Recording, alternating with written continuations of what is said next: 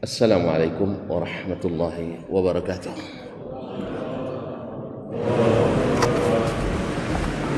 Alhamdulillahi dzil jalali wal ikram, sahibit tawli wal in'am. Ahmaduhu subhanahu wa ta'ala ala ni'amihi al-'idham wa ala'ihi al-jisam, wa ashkuruhu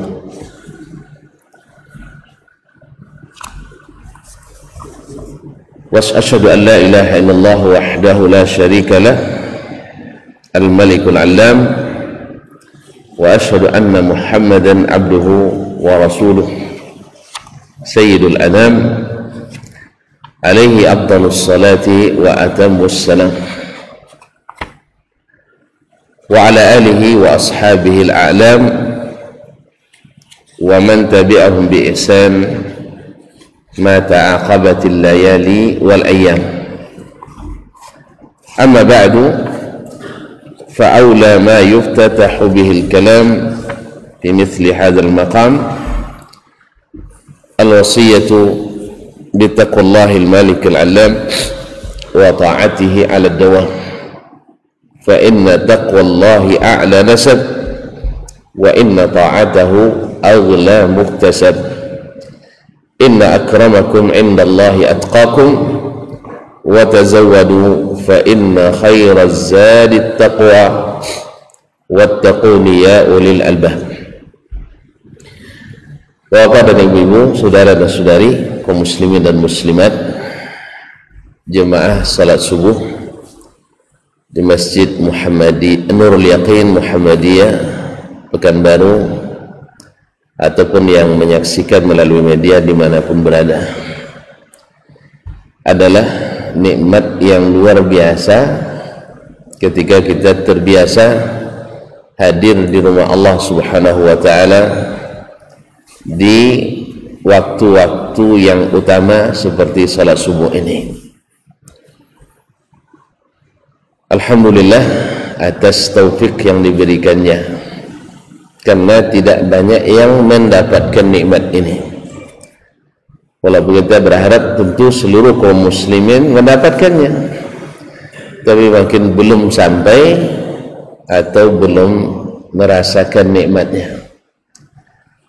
Karena berjalannya kita ke rumah Allah ini di tengah gelap ini akan menyebabkan bercahayanya jalan kita di akhirat menuju surga. Bahwasanya diangkatnya kaki kita ke sini dan diturunkan, mengangkat derajat, menghapus dosa-dosa, dan bahwasanya menghadiri salat subuh berjamaah, salat sunatnya saja lebih baik dari dunia dan seisinya, apalagi salat wajibnya. Maka Allah sebut, Nabi SAW sebut, man shalla as-subha fil jamaah kana fi zimmatillah. Sesiapa yang salat subuh berjamaah maka berada dalam jaminan Allah. Dan masih banyak lagi keutamaan-keutamaan yang kalau diketahui oleh kita, dan andainya kita tahu bahwa itu ada dan pasti, dan kita yakini andainya ke masjid ini mesti pakai undi, kita pakai undi. Demikian kata Nabi SAW, khususnya mereka yang ada di saf-saf terdepan. Ma'asyiral kiram, oleh itu sekali lagi saya mengajak diri saya sendiri dan bapak-bapak dan ibu-ibu untuk mensyukuri nikmat ini. Semoga selalu terasa nikmat di hati, sehingga mudah-mudahan kita meninggal dalam keadaan menikmati indahnya subuh-subuh ini. Ma'asyiral kiram dirahmati Allah SWT. Apalagi kita sambung pula dengan mengaji, membaca ayat-ayat Allah, hadis-hadis Rasulullah SAW yang menyebabkan turunnya rahmat dan diberikan ketenangan dan ketentraman hati, serta dikuatkannya iman dan dikokohkannya tali persaudaraan al-ukhuwah al-islamiyah, kemudian dibanggakan Allah kepada masyarakat langit, kalangan malaikat, dan insya Allah di saat kita berdiri dari tempat ini diberikan hadiah, yaitu qumu maghfuran lakum, berdirilah kalian dalam keadaan diampuni dosa-dosa kalian. Subhanallah. Semoga Allah tidak menghalangi kita mendapatkan seluruh kelebihan tersebut. Ma'asyiral muslimin wal muslimat, bapak dan ibu yang saya muliakan, selawat dan salam memang tak boleh kita lupakan kepada Nabi kita alaihi salatu wassalam, karena dengan dakwahnya kita menjadi berharga. Sebab kalau tak masuk kita ke dalam dakwah Nabi alaihi salatu wassalam, tak berbeda kita dengan yang tidak berakal, seperti kata Al-Quranul Karim, ulaika kal an'ami bal hum adall, mereka seperti binatang ternak, bahkan lebih sesat lagi. Maka dengan izin Allah kemudian dakwah Rasulullah sallallahu alaihi wasallam, kita berada di jalan yang terang ini. Oleh itu maka mesti bersemangat selalu untuk mempelajari warisan-warisan Nabi alaihi salatu wassalam. Oleh sebab itu maka jangan lupa berdoa kepada Allah untuknya, sebagaimana kita ketika mendapatkan warisan sepeninggal ayah ibu kita, itu semakin banyak warisannya semakin kencang doanya, ya tak Bu ya? Ya, semakin banyak peninggalannya, ya tengok rumah besar ingat ayah ibu lagi, lihat mobil bagus ingat ayah ibu lagi, ya Pak, lihat banyak cucu ingat ayah ibu yang suruh kita nikah dulu, dan seterusnya. Semakin banyak semakin banyak doanya. Demikian pula kalau kita semakin menggali, mempelajari warisan Nabi alaihi salatu wassalam, tak akan terlahir kecuali doa terbaik untuk Nabi alaihi salatu wassalam. Ya Pak ya, nikmat salat teringat Nabi alaihi salatu wassalam, nikmatnya tauhid ingat Nabi alaihi salatu wassalam, nikmatnya berinfak fi sabilillah. Masya Allah, rumah tahfiz dah dimulai Pak ya, Masya Allah, nikmatnya luar biasa. Ingat Nabi alaihi salatu wassalam, dan nikmatnya duduk berlama-lama di rumah Allah ini. Ingat lagi kita bagaimana Nabi mengajari, nikmatnya akhlak yang mulia. Ingat lagi Nabi alaihi salatu wassalam. Maka semakin banyak nikmat itu kita gali dan kita dapati, maka akan semakin ingat berdoa untuk Nabi alaihi salatu wassalam, yaitu dengan salawat dan salam seperti yang diajarkan oleh Allah tabaraka wa taala, innallaha wa malaikatahu yusalluna 'alan nabi ya ayyuhalladzina amanu sallu 'alaihi wa sallimu taslima. Sesungguhnya Allah dan para malaikatnya bersalawat kepada Nabi alaihi salatu wassalam. Hai orang-orang beriman, maka salawatlah kepadanya dan ucapkan salam sebanyak dan sesempurna mungkin. Allahumma salli ala nabiyyina wa habibina Muhammad wa ala alihi wa sahbihi ajma'in. Ma'asyiral kiram yang dirahmati Allah subhanahu wa ta'ala, ada sebagian yang bertanya atau yang meminta, bagaimana kalau kita berbicara dalam majlis ini tentang suatu amalan yang paling diandalkan oleh Nabi dan yang akan ditanyakan pertama kali ketika dihisab di hadapan ilahi. Apa itu? As-salah, tentang salat. Jadi kita membahas insyaAllah tentang hadis-hadis yang berkaitan dengan salat ini. Ma'asyiral kiram dirahmati Allah, atau dengan bahasa kitabnya sifat salat Nabi alaihi salatu wassalam. Dari mana berangkatnya? Banyak alasannya.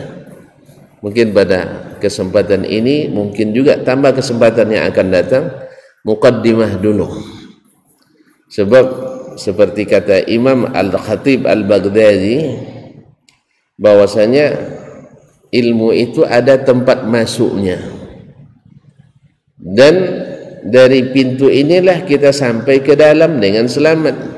Tapi kalau masuk lewat jendela nanti atau masuk lewat pintu belakang, kadang-kadang kurang pas. Oleh sebab itu, kenapa kita masuk ke bab ini? Sebab atau alasannya sangat banyak. Yang pertama, bahwasanya amalan yang ditegaskan betul oleh Allah Tabaraka wa Ta'ala untuk disempurnakan dengan sesempurna-sempurnanya dalam Al-Quran Al-Karim, ada dua amalan dengan dua alasan pula, atau beberapa alasan masing-masing. Ketika Allah memerintahkan pelaksanaannya pakai redaksi, amalan itu ditegakkan dan disempurnakan. Yang pertama adalah, masih ingat? Atau masih lupa? Kalau masih lupa saya sebutkan lagi. Yang pertama adalah as-salat. Adalah salat.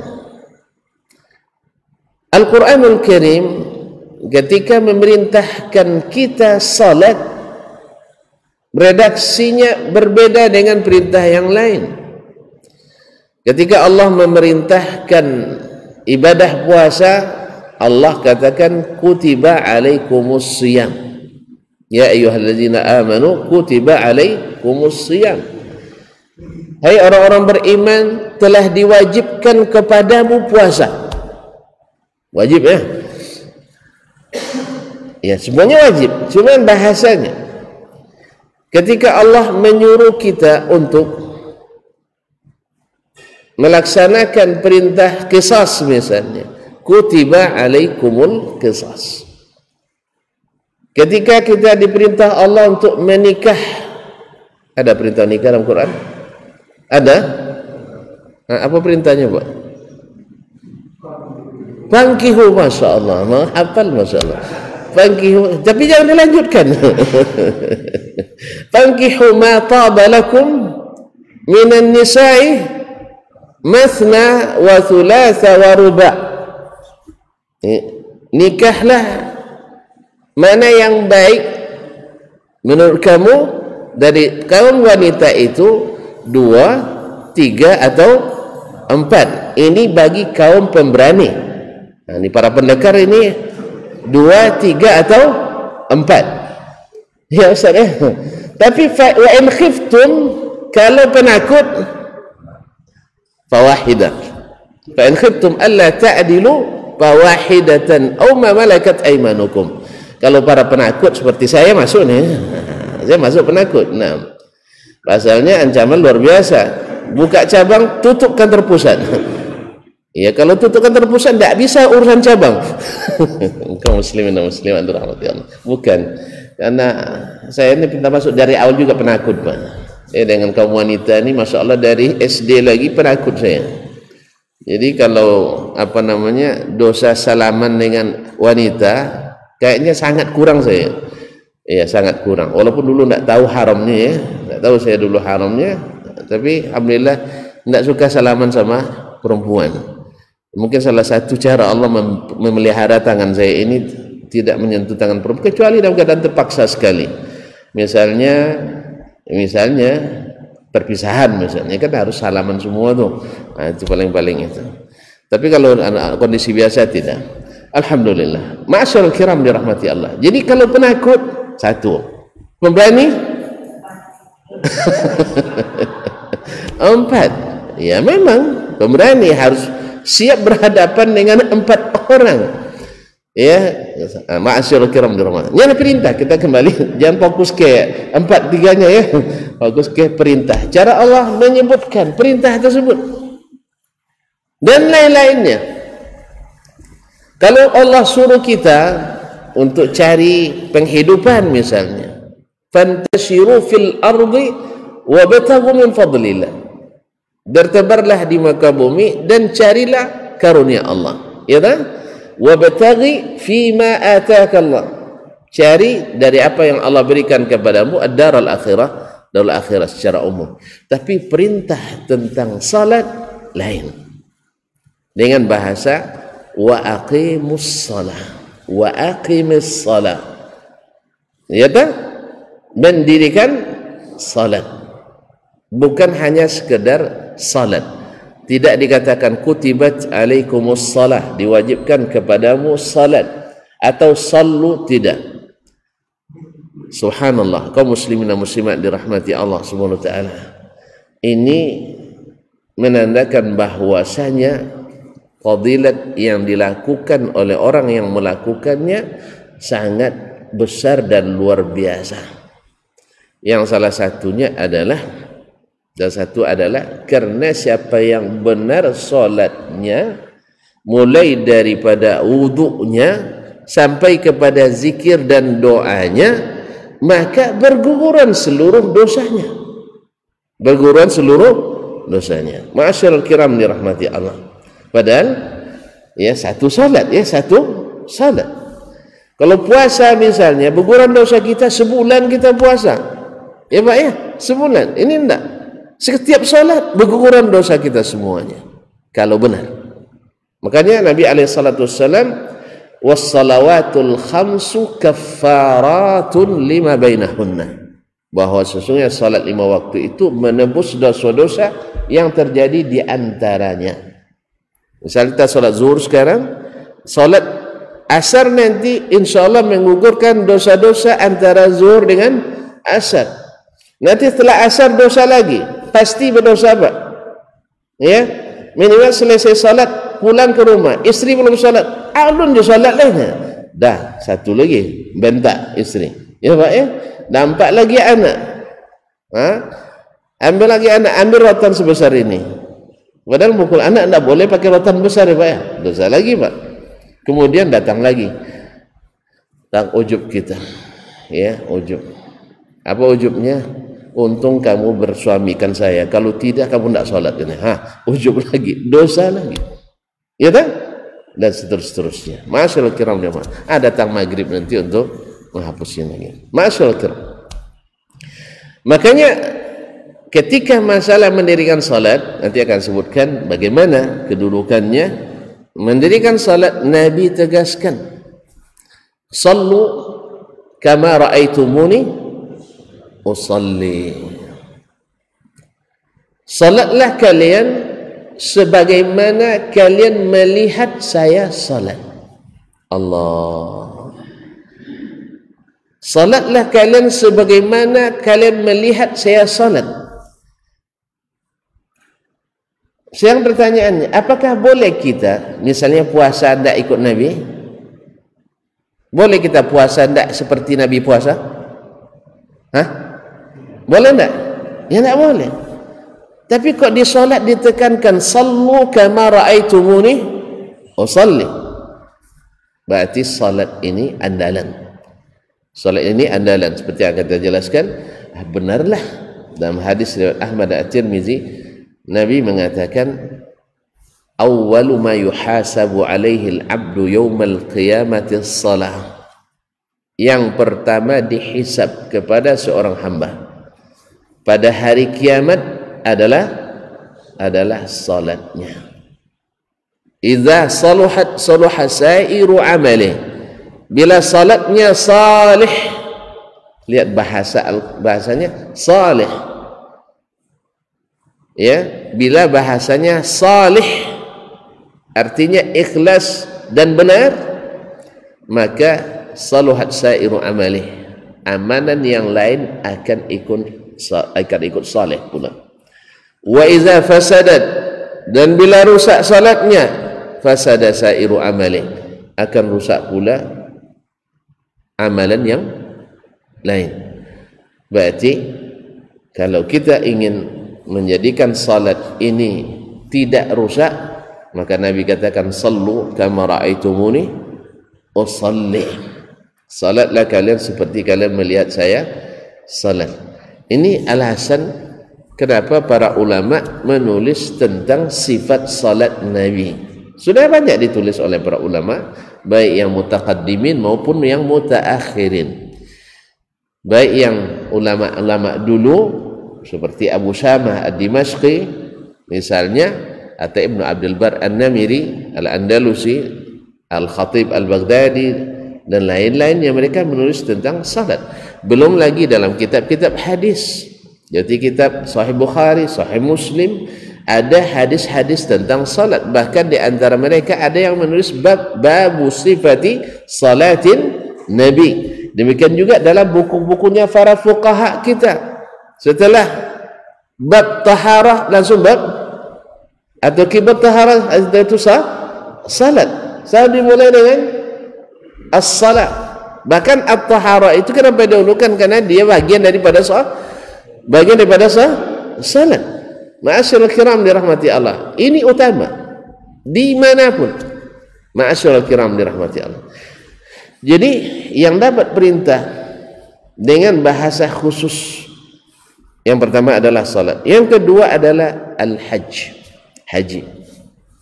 Yang tahun ini tahun kedua kita dibatasi haji. Bukan tidak ada haji, ada haji kan, cuman dibatasi. Ya, semoga pandemi ini cepat berlalu. Cuman hari ini masih cenderung meningkat. Kemarin di Riau baru di angka 1000 sehari. Tidak 1200 lebih, 1215. Itu yang tercatat. Yang tidak tercatat lebih banyak lagi. Iya kan? Yang tidak mau dikopitkan, yang kan tidak mau nih. Ada sebagian jemaah kemarin, saya hilang penciuman saya katanya. Tapi datang juga ke masjid kan. Saya bilang sebaiknya antum isoman dulu lah, isolasi mandiri. Antum mungkin sehat yang lain, tidak sehat.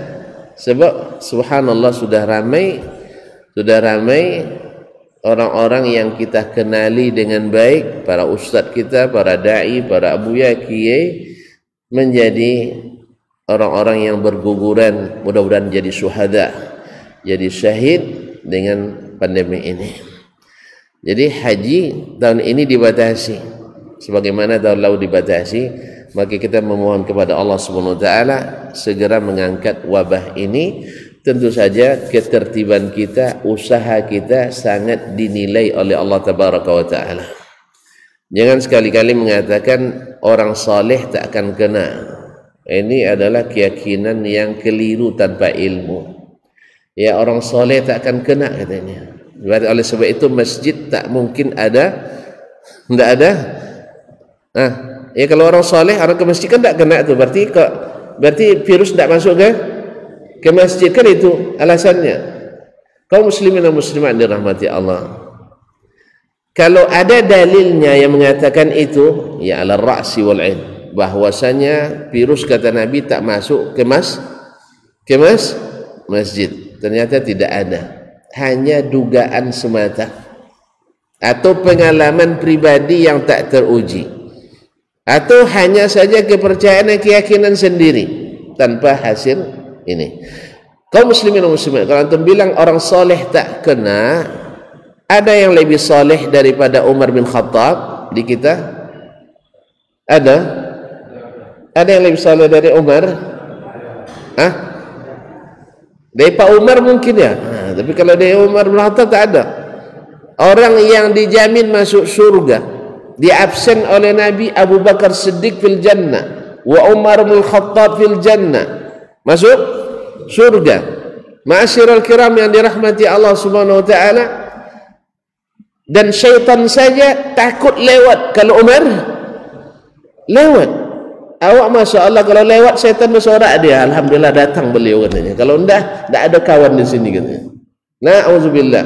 Nah, Umar bin Khattab radhiyallahu anhu ketika ada virus di Syam dan dia Amirul Mukminin, Hampir sampai. Perjalanan dari Madinah ke Syam jauh apa dekat? Hanya lebih kurang sebulan perjalanan. Dan hampir sampai. Tinggal 2 marhalah lagi. Artinya sekitar 80 km lagi mau masuk. Dari 1200 km. Akhirnya dia bermesyuarat dengan para ulama sahabat, para tokoh sahabat, ulama sahabat, para fuqahanya. Sebagian besar mengatakan kita tidak masuk. Subhanallah. Sebagian kita akan menghukum mereka orang-orang penakut. Masa lari dari takdir Allah. Dan itu keluar memang dari salah seorang sahabat yang juga dijamin masuk surga. Abu Ubaidah bin Jarrah, gubernur Syam waktu itu. Dia bilang, "Ya Amirul Mukminin, atafiru min qadarillah?" Kamu lari dari takdir Allah? Kata Umar bin Khattab radhiyallahu ta'ala, "Nafirru min qadarillah ila qadarillah." Kita lari dari takdir Allah ke takdir Allah yang lain. Lari dari takdir penyakit ke takdir sehat. Itu semuanya adalah tawakal pada Allah tabaraka taala. Ma'asyiral kiram dirahmati Allah, ini bisa diilustrasikan oleh Umar sendiri. Andainya wahai saudaraku, engkau menggembala kambingmu, di sebelah sini rumputnya kering, di sebelah sini rumputnya hijau. Pilih yang mana, Bu? Yang hijau apa yang kering? Sudah terserah takdir saja. Kalau takdirnya gemuk-gemuk lah.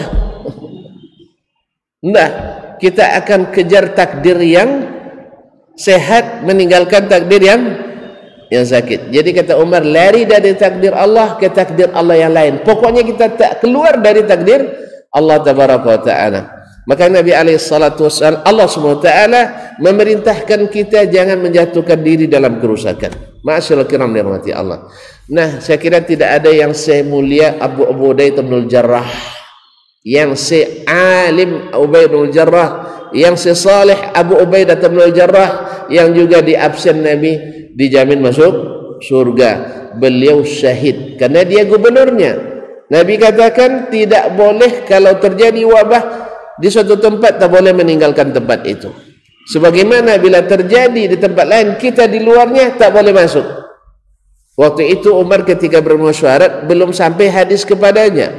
Lalu setelah sampai hadis kepadanya, dia bilang, "Alhamdulillahilladzi waffaqani lima amara Rasulullah sallallahu alaihi wasallam." Segala puji bagi Allah yang telah memberikan taufik kepada kita mengikut apa yang diperintahkan Rasulullah sallallahu alaihi wasallam. Kaum muslimin, balik ke sini, haji. Ya, bukan masalah pandemi haji kita tentang masalah perintah haji. Nah, perintah haji kaum muslimin. Allah juga membahasakan dengan bahasa khusus, yaitu wa atimmul hajja wal umrata lillah. Sempurnakanlah haji dan umrah karena Allah. Apalagi rahasianya? Subhanallah, kaum muslimin dan muslimat dirahmati Allah, selain fadilat yang besar yang dijanjikan untuk orang yang haji, siapa yang haji tidak rafas, tidak fasik, dan tidak jidal di dalamnya, kembali seperti baru dilahirkan dari rahim ibunya, bersih dari dosa. Makanya anak-anak kalau meninggal, anak kaum muslimin meninggal, masuk surga tanpa hisab, karena memang belum balik. Nah, haji juga demikian, dipermisalkan oleh Nabi, siapa yang haji tidak diiringi dengan rafas dan kefasikan, rafas yang berbuat dan berkata tidak senonoh, dan tidak pula berbuat fasik, yaitu dosa-dosa besar. Fasik itu adalah dosa-dosa besar. Kalau dosa kecil tidak dihukum fasik kita, dosa kecil tak ada yang bisa menghindari, tapi dosa besar tidak berbuat fasik, nanti balik dari hajinya seperti baru lahir dari rahim ibunya. Ma'asyiral kiram, itu pertama. Tapi ada alasan yang lebih, wallahu alam, yang lebih tersembunyi atau lebih besar, yaitu haji itu hanya satu kali. Haji itu hanya satu kali, kan sekali seumur hidup. Andainya tuan-tuan diberi rezeki lagi haji yang kedua, ketiga, keempat, kelima, tidak terbayar yang pertama tadi. Sebab yang haji Islam itu, yang rukun itu adalah haji pertama. Ya, haji yang rukun itu adalah haji pertama. Kalau solat kan boleh ulang bisa, tapi kalau haji tidak, maka disuruh Allah menyempurnakan. Menyempurnakan ini bisa dengan dua makna. Makna pertama, jangan dibatalkan kalau sudah berniat. Kalau sudah mulai ihram, jangan dibatalkan di tengah jalan, haram. Kecuali ada penghalang. Kecuali ada penghalang seperti jalan yang tidak aman, atau misalnya meninggal dalam perjalanan, atau sakit yang tak mungkin melanjutkan, dan lain-lain sebab, atau dihalangi oleh orang-orang kafir seperti Nabi pernah umrah pada masa Hudaybiyah, kemudian dihalangi oleh orang kafir, hasil perjanjiannya Nabi mesti kembali. Fa in uhsirtum, la dihalangi. Kaum muslimin dan muslimat dirahmati Allah Subhanahu wa taala, mesti disempurnakan. Ini makna yang pertama. Makna kedua adalah laksanakan sesuai juknis dan juklak yang telah ditentukan. Oleh itu Nabi tegaskan pula sebagaimana salat tadi, sallu kama raaitumuni usalli, salatlah kalian seperti mana aku akan melihat aku salat. Dan dalam haji pun Nabi katakan, khudhu anni manasikakum, kalian mesti ambil manasik dari saya. Pada asalnya hukum manasik itu wajib diambil dari Nabi sallallahu alaihi wasallam. Sebagaimana hukum salat mesti diambil dari Nabi alaihi salatu wassalam. Apa sebab? Karena satu, salat yang paling sempurna itu adalah salat Nabi alaihi salatu wassalam. Dan salat yang pasti diterima itu adalah salatnya Nabi sallallahu alaihi wasallam. Dan salat yang paling besar fadilat dan pahalanya adalah salat Nabi alaihi salatu wassalam. Ada dalilnya itu? Ada dalilnya? Banyak. Salah satunya adalah yang pertama mengetuk pintu surga siapa? Siapa yang pertama mengetuk pintu surga? Ya Nabi alaihi salatu wassalam. Berarti amalannya paling sempurna. Karena dia yang pertama membuka pintu surga, bukan Nabi Adam, Pak. Padahal Adam ayahnya. Adam kan datuk kita semua, tapi tidak mesti ayah lebih dulu dari anak. Zalika fadlullah yu'tihi man yasha. Di dunia juga sudah berlaku, Pak. Di dunianya sudah berlaku kan?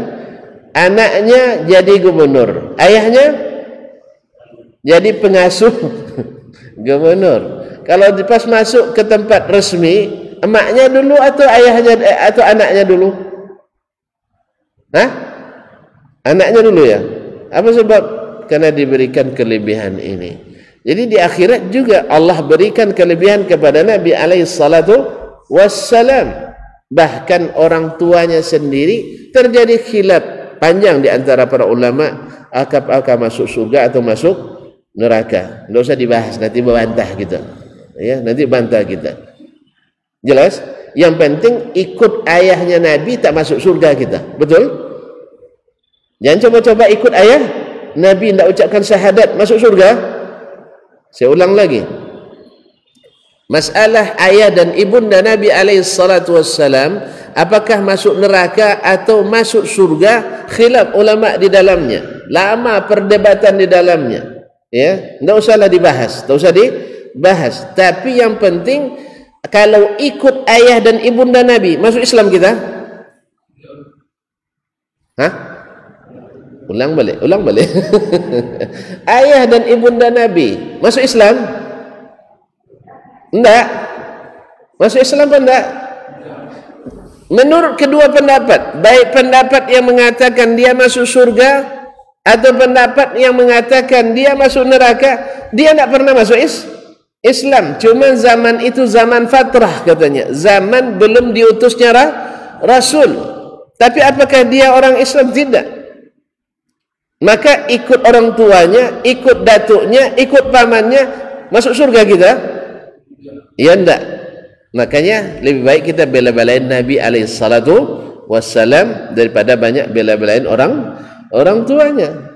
Bicaralah banyak tentang Rasulullah sallallahu alaihi wasallam daripada banyak bicara tentang orang tuanya. Karena nasab dan sedarah itu tak menyelamatkan. Tapi yang akidah dan ibadah itulah yang menyelamatkan. Seakidah, seibadah itu menyelamatkan. Senasab, semartabat tidak menyelamatkan. Buktinya Abu Lahab menjadi orang yang paling menderita. Dibaca setiap saat surat Al-Lahab sepanjang masa. Ada pula hadis palsu yang mengatakan tak boleh baca surah Al-Lahab dalam solat, katanya. Sedih Nabi alaihissalatu wassalam. Subhanallah. Ada juga yang nak buat-buat tu, Pak.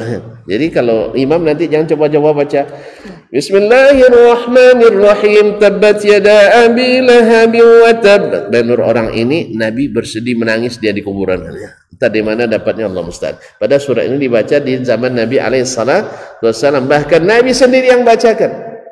Tapi memang ada juga nak bela-bela juga Abu Lahab. Abu Lahab pun nak dibela-belain. Kaum muslimin dan muslimat dirahmati Allah Subhanahu wa taala. Baik. Nah, Nabi katakan khudhu anni manasikakum. Karena apa? Haji itu sekali. Jadi kalau tuan-tuan naik haji itu, kalau sempat nanti tahun depan keluar seat kita untuk haji pertama, maka jangan lupa khudhu anni manasikakum. Ambil manasiknya dari Rasulullah sallallahu alaihi wasallam sedapat mungkin. Nanti kalau tidak sanggup baru kita tanya, ini apa hukumnya. Jangan langsung gimana yang paling mudah, Ustaz. Yang paling mudah itu panjang ininya masalahnya. Yang paling mudah, iya, kalau bisa haji di Jakarta aja. Kalau yang paling mudah haji di Jakarta saja. Dan ada yang mencoba untuk mengatakan itu. Seorang peneliti di Kementerian Agama, ya tak usah dia sebut nama lah. Tapi kalau tuan nak tahu nanti saya kasih tahu lah. Ya, mengatakan kita haji tidak mesti ke Mekah katanya. Cukup di Jakarta. Ya mudah-mudahan bercanda dia, tapi serius. Nah, kaum muslimin dan muslimat dirahmati Allah. Kalau gitu dicandain juga semua orang. Kalau gitu tawafnya di Monas katanya. Nah, kemudian wukufnya di lapangan Banteng. Nanti lontar jumroh di Kemenak katanya. Karena banyak setannya katanya. Ya, gara-gara orang ini rusak institusi, gara-gara orang ini ya.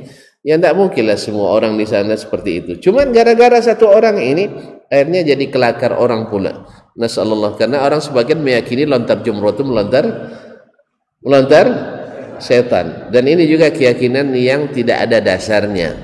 Ya, tidak ada dasarnya. Yang sahih Nabi katakan innama ju'ilat tawafu bil bait was-sa'yu bainas safa wal marwah wa ramyul jamarat li iqamati dzikrillah. Disyariatkannya tawaf di Ka'bah, sa'i antara Safa dan Marwah, dan melontar 3 jumrah untuk mendirikan zikrullah. Makanya kita lontar dengan bismillahi Allahu Akbar, bukan mati kau setan, tidak. Jadi bukan melontar syaitan. Sebab kalau ini yang diyakini, tidak sedikit para pelontar membawa batu-batu besar. Akibat karena apa? Karena dia marah betul dengan syaitan itu. Terbayang olehnya bagaimana syaitan nak memperdaya Nabi Ibrahim, nak memperdaya Nabi Ismail, nak memperdaya Ummuna Hajar alaihimussalam, maka dia batu sebongkah ini. Sehingga tidak sedikit dulu jemaah yang berdarah setelah selesai melontar jumrah. Ada yang berdarah keningnya karena ada yang dari sebelah sana melontar tung sampai sini. Dibawa batu sebesar ini gimana enggak? Kadang sepatu, sendal, payung dilontarnya. Allah musta'an. Akibat meyakini melontar syaitan, sehingga sehabis daya dia melontarnya, Pak. Padahal melontar tuh begini, Jadi bukan begini kayak melontar apa namanya? Melempar buah pelam apa namanya yang dia buah mangga ya supaya jatuh. Kalau coba mangga dulu kan tinggi-tinggi, Pak. Kalau mangga sekarang kan tinggal ambil tuh. Sambil duduk pun ngambilnya. Kalau dulu kan tinggi-tinggi polamnya, Pak, ya. Pakai lantiang. Bukan kayak gitu lantar jumrah itu, tapi begini. Kalau bisa dari bibir jumrah dari haud itu. Ma'asyiral kiram dirahmati Allah. Nah, dua hal ini Allah perintahkan dengan bahasa yang lain dari perintah yang lain. Salat dirikan. Kemudian haji sempurnakan. Sebab haji yang rukun itu haji yang pertama tadilah. Maka Nabi ingatkan pula, khudhu anni manasikakum, ambil dari saya manasik kalian. Ma'asyiral kiram, ada beberapa alasan dan keutamaan yang disebutkan kenapa salat ini menjadi utama. Yang pertama, kaum muslimin dan muslimat, dari makna bahasa saja, as-salah itu artinya adalah ad-du'a. Salat itu maknanya adalah doa. Dan doa itu adalah intinya ibadah. Bahkan ibadah itu doa, kata Nabi alaihissalatu. Ad-du'a'u huwal ibadah. Doa itulah yang sesungguhnya ibadah. Maka menamakannya dengan salat yang bermakna doa, maka intinya kita telah melakukan ibadah yang sesungguhnya. Itu salat ada ibadah yang sesungguhnya. Yang kedua, kaum muslimin dan muslimat, setelah Nabi alaihissalatu wassalam diangkat jadi Rasul yang berkewajiban menyampaikan risalah, yang pertama dilakukan Nabi adalah membersihkan akidah umat. Tauhid yang dikotori dengan syirik.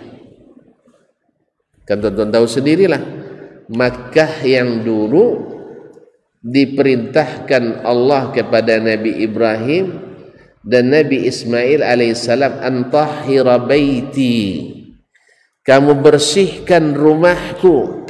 Untuk apa? Lit-taifina, untuk orang-orang tawaf, wal akifina, orang-orang itikaf, wal ruk'is sujud, dan orang-orang rukuk dan sujud salat, ya kan? Itu tujuan pendirian Ka'bah itu adalah untuk dibersihkan dari hal-hal yang membuat rusaknya ibadah tawaf kita, rusaknya ibadah doa kita, rusaknya ibadah rukuk dan sujud kita. Apa yang paling merusaknya? Tempat yang kotor? Tidak. Yang paling merusaknya adalah akidah yang kotor, yaitu menyekutukan Allah tabaraka wa ta'ala. Dan di Ka'bah pada waktu itu berjejer 360 ekor berhala di dalamnya, sebanyak hari dalam setahun. Subhanallah. Padahal mereka mengaku sebagai pewarisnya Nabi Ibrahim dan Ismail. Buktinya mereka mentakzim Ka'bah. Mentakzim Ka'bah itu adalah mentakzim tanah haram. Maka mereka tak mau berperang di tanah haram. Dari mana mereka dapat? Siapa yang mengharamkan Makkah? Yang menjadikan Makkah tanah haram siapa? Nabi Ibrahim lah. Di Sahih Bukhari, Nabi mengatakan kepada Allah Subhanahu wa taala, Inna Ibrahim harrama Makkah. Ibrahim tentu saja atas izin Allah telah menjadikan Makkah sebagai tanah haram. Wa inni haramtul Madinah kama harrama Ibrahim, dan saya menjadikan Madinah sebagai tanah haram seperti Nabi Ibrahim mengharamkan tanah Mekah. Maka Nabi katakan, al-Madinah ma baina airin wa thawrin haram, antara bukit Thawr dan bukit Air itu adalah tanah haram. Man ahdatsa fihi hadatsan, siapa yang mengada-ngada sesuatu fitnah di dalam agama dari Madinah, fa'alaihi la'natullah, maka dia dilaknat oleh Allah, wal malaikah, dan seluruh malaikat, wan nasi ajma'in, dan seluruh manusia. Oleh sebab itu orang-orang Madinah sampai hari kiamat dijaga Allah Subhanahu wa taala dengan apa? Tidak adanya orang-orang yang eksis bila mengada-ngada agama di kota Madinah. Sampai Dajjal sendiri yang fitnahnya luar biasa tak boleh masuk Madinah karena dijaga oleh para malaikat. Nah, tapi orang munafik ada, tapi mereka orang munafik kan sembunyi dia. Makanya yang namanya bid'ah, aliran-aliran sesat tidak ada yang eksis di Madinah. Kalau ada yang nak buat-buat, insya Allah dia akan mencair, kata Nabi, seperti cairnya garam dalam air. Adzabahullah kama yazubul milhu fil ma. Akan Allah cairkan dia seperti cairnya garam di dalam air, tidak ada eksis. Makanya golongan sesat tidak ada yang lahir asli di Madinah. Kalau ada yang nak buat, mesti dia lari dari Madinah karena panas baginya. Al-Madinatu tanfi khubthaha kama yanfil kiru khubthal hadid. Sesungguhnya Madinah mencampakkan, membuang, mengikis kotorannya sebagaimana api tukang besi mengikis kotoran dan karatnya besi. Karena abid itu adalah karat-karat dalam syariat Islam, maka mesti dibersihkan. Dan Madinah alhamdulillah dijaga Allah Subhanahu wa taala berkat doa Nabi alaihi salatu wassalam. Masyaallah kiram dirahmati Allah Subhanahu wa taala. Jadi Makkah itu dulu disucikan, sekarang dikotori dengan syirik. Maka Nabi diutus untuk membersihkan itu. Nah, setelah 10 tahun Nabi berdakwah dan banyak sekali penentangan, maka Allah muliakan Nabi alaihi salatu wassalam dengan apa? Dengan mendapatkan anugerah yang luar biasa, yaitu ibadah salat. Ibadah salat. Jadilah salat sebagai hukum syariat pertama yang turun setelah tauhid. Makanya di dalam urutan rukun Islam, apa yang pertama? Asy-syahadataini, 2 kalimat syahadat. Dan untuk menyempurnakan kalimat syahadat ini, Nabi berdakwah ya fokus 13 tahun di Mekah, itu fokus ini saja. Dan dilanjutkan dengan dakwahnya di Madinah. Maka tak pernah tinggal dakwah tauhidnya sepanjang dakwah Nabi alaihi salatu wasallam. Nabi berdakwah umur berapa mulainya? Nabi mulai berdakwah umur berapa? 40 tahun. Betul? Wafat tahun berapa umurnya? 63 tahun. Berarti berapa lama dia berdakwah? 23 tahun. 23 tahun Nabi mendakwahkan 2 kalimat ini, yaitu menyerah sepenuhnya dalam ibadah kepada Allah dan tidak mengikut kecuali Muhammad Rasulullah sallallahu alaihi wasallam. Makanya syirik merusak kalimat la ilaha illallah, merusak kalimat la ilaha illallah, dan merusak keikhlasan. Makanya orang-orang kafir tak akan pernah ikhlas, orang-orang musyrik tak akan pernah ikhlas, karena ikhlas itu hanyalah beribadah kepada Allah. Walaupun dalam bahasa syariat, Pak terimalah Pak, saya ikhlas ini katanya, itu karena ikut-ikut bilang ikhlas saja. Ya ikhlas tulus dalam hati, kalau bahasa kita tulus. Tidak. Ikhlas itu adalah mengikhlas ibadah pada Allah Tabaraka Ta'ala.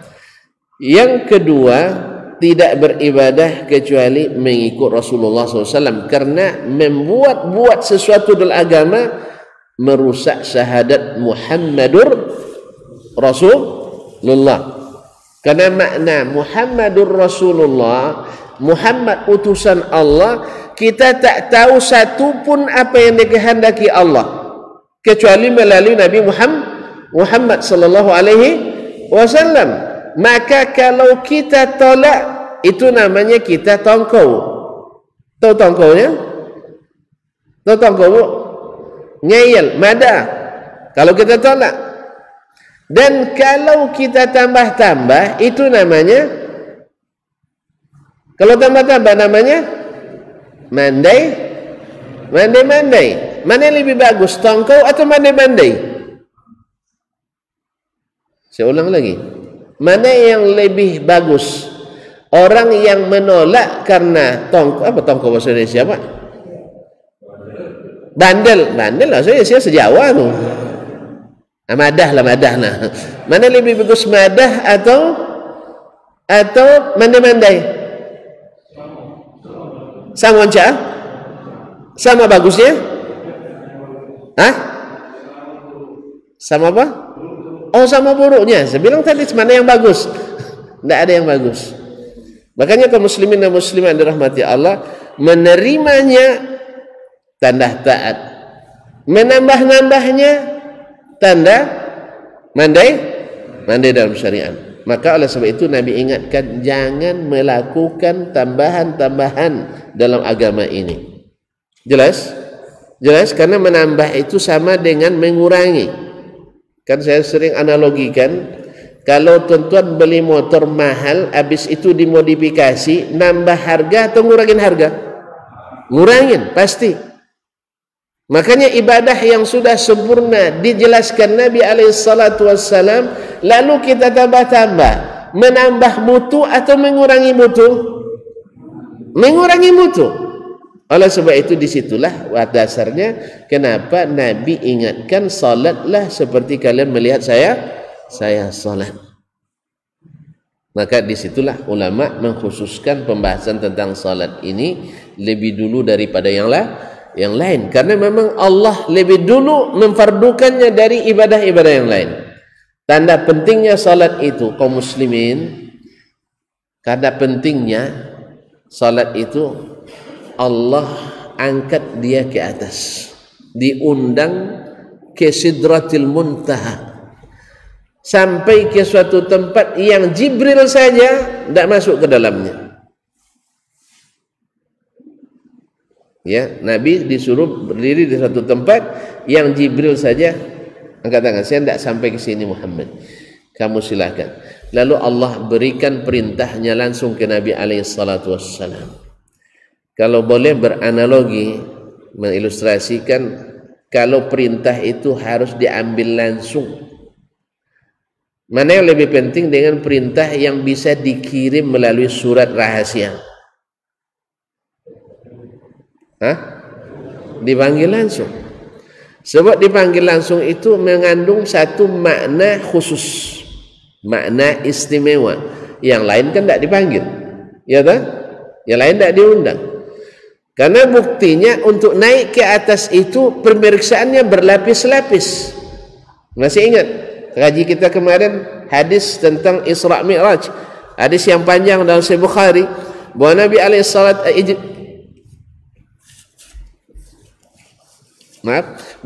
SAW ditemani oleh Jibril sampai ke pintu langit pertama. Ditanya dulu, langsung dibuka? Enggak. Jibril tak punya chip untuk buka otomatisnya, enggak. Ditanya dulu, man bil bab, siapa di pintu? Dijawabnya Jibril, saya Jibril. Langsung dibuka? Enggak. Soalnya terpantau, siapa bersamamu? Padahal mereka tahu sebenarnya kan, cuma ini prosedurnya, protokolnya yang harus diikuti. Padahal Jibril kan bilang, kamu dah macam tak kenal aja sama saya. Bukan, ini protokol yang sudah ditetapkan. Siapa yang bersamamu? Disebut, ini Muhammad sallallahu alaihi wasallam. Apakah sudah diutus Abu Qad bu'itha ilaihi, sudah disuruh datang? Katanya na'am, baru boleh masuk. Langit kedua, ketiga, keempat, kelima, keenam, ketujuh diperiksa. Kalau tuan-tuan diperiksa 7 kali periksa, ketat tak? Makanya setan tak bakal bisa naik, iblis tak boleh naik. Dengar namanya ib saja, oh kamu iblis ya, yang disuruh dibuang dulu, iya, tak bisa masuk. Maka setan tak bisa masuk ke situ. Jibril pun minta izin. Ma'asyiral kiram yang dirahmati Allah SWT. Ini luar biasa, Nabi kita diberikan kemuliaan. Maka oleh sebab itu jadilah salat sebagai qurrata ainin Nabi sallallahu alaihi wasallam, sebagai penyejuk mata Nabi alaihi salatu wasallam. Maka ketika Nabi alaihi salatu wasallam cerita tentang apa yang dibuat, yang membuat beliau bahagia di dunia ini, beliau mengatakan wa ju'ilat qurratu aini fis salah. Sebelumnya dibilang wa hubbiba ilayya min dunyakum at-tib wan nisa. yang dibuat saya mencintai dunia kalian ada dua, wanita dan parfum atau harum-haruman. Ini yang paling cintai Nabi alaihi salatu wassalam. Berarti wanita itu luar biasa nilainya di mata Nabi alaihi salatu wassalam. Kemudian at-tib, yaitu minyak wangi. Makanya Nabi minyak wanginya sangat wangi sekali. Makanya Imam Al-Hasanul Basri rahimahullah ta'ala, Imam Tabi'in, mengatakan bahwa banyak membeli minyak wangi mahal tidak termasuk berlebihan. La israfa fit tib. Membeli minyak wangi yang mahal tidak termasuk sikap berlebihan. Kalau sempat tuan-tuan punya duit banyak nanti, belilah minyak wangi yang harganya 30.000 rial. Ya, per satu botol. Ya, 30 rial kan murah itu saya. Hanya lebih kurang 120 juta. Ya, satu botol sebesar ini itu 120 juta. Enggak, itu tidak termasuk israf. Cuman memang ketika kena, saya pernah dapat satu usap gitu. Ya, saya gini kan, sekarang ke baju saya 3 kali cuci masih baunya, masih terasa. 3 kali cuci, Bu. Ya, sabunnya banyak-banyak kan, karena kadang nyuci sekali sepekan pula kan. Masyaallah kiram dulu. Tapi masih bau itu. Masya Allah tabarakallah. Nah, cuman kan kawan dapat moli lah untuk dikasih aja. Tapi kalau saya punya duit nanti, insya Allah saya berniat membelinya, Bu. Walaupun sekali, macam haji lah. Cuman karena belum ada, ya kan 120 juta. Macam mana kita nak belinya? Nah, kita paling-paling yang 120.000 itu dah mahal juga itu. Ya, 120.000 rupiah. Masyaallah kiram dirahmati Allah. Makanya tib sesuatu yang cintai oleh Nabi alaihi salatu wassalam. Maka Imam Al-Hasan Al-Basri katakan la israfa fit tib. Dalam tib tidak ada israfnya. Masyaallah kiram dirahmati Allah. Masih banyak lagi tentang salat ini. Insyaallah kita sambunglah pada kajian nanti insyaallah. Ya Pak Haji, kenapa lama-lama dikit lah? Insyaallah taala semoga umur masih panjang dan kita masih diberikan kesempatan untuk menyambung pelajaran. Wallahu musta'an wa alaihi tuklan. Saya kira kita tutup saja lah ya, karena hari sudah siang. Wa subhanakallah bihamdik asyhadu an la ilaha illa anta astaghfiruka wa atubu ilaik. Wassalamualaikum warahmatullahi wabarakatuh.